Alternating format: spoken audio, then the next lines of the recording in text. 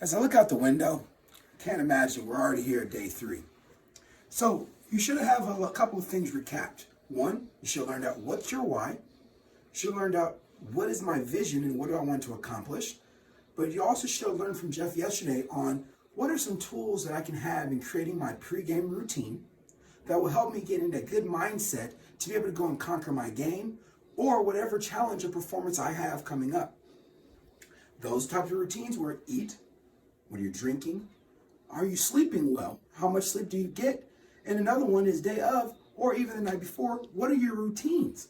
Do you have a ritual as far as maybe I have things that I have to go do and get away from my teammates? Maybe I have to go do, some visualization, or maybe I actually just want to listen to music while I'm shooting around before the game starts if I'm a basketball player. But again, it just depends on what you have set as your pregame routine.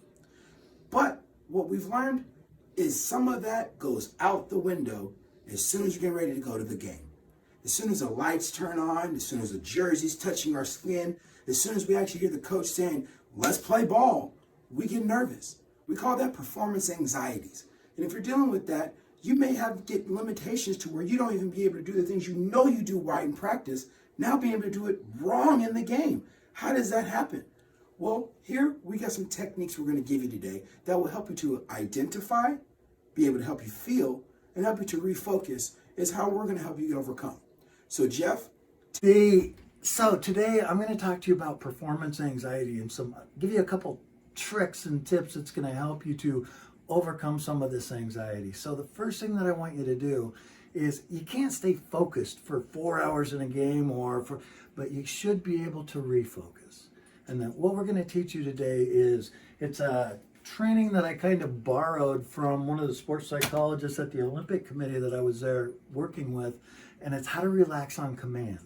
And what you do is you pair an anchor with being relaxed. And so what we're going to have you do on the CD, or you're going to download it onto your phone because modern era, you're going to touch an anchor and you're going to go through your body and you're going to tense and relax different muscles. And when you relax, you're going to touch your anchor. And what we're trying to do is get you to be able to relax and drop your heart rate about 10 beats instantly. So the more you practice this and the better you get, probably 2 times a day, maybe 3 times a day right now because you're bored at home, the better you get at this, the more in control of your heart rate and your ability to relax when you need to. So that's one technique that we're going to do.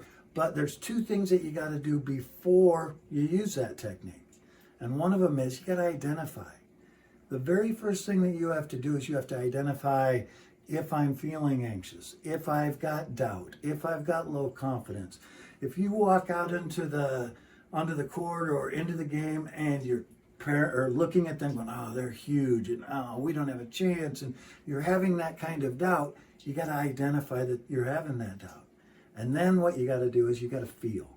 You got to allow yourself a minute to feel what that doubt feels like, what that low confidence feels like. Because if you don't, you just try to ignore it, it's going to stay there. So you got to allow yourself to feel it. And then the key is to refocus. So you got to identify, feel, and refocus. And the refocus is what we're going to teach you in our training. So I hope that helps. I hope day 3 of the Corona Challenge is a good opportunity for you to take your mental game to the next level. Back to you, Dee. Thanks, Jeff. Remember, these tools and resources are only useful if you use them. Now, as we close out today, I want you to prepare for tomorrow because now you should be getting some more what we call confidence, that you've been able to overcome your performance anxieties. You have good routines that will help you build a solid foundation and get you ready to go play. See you tomorrow.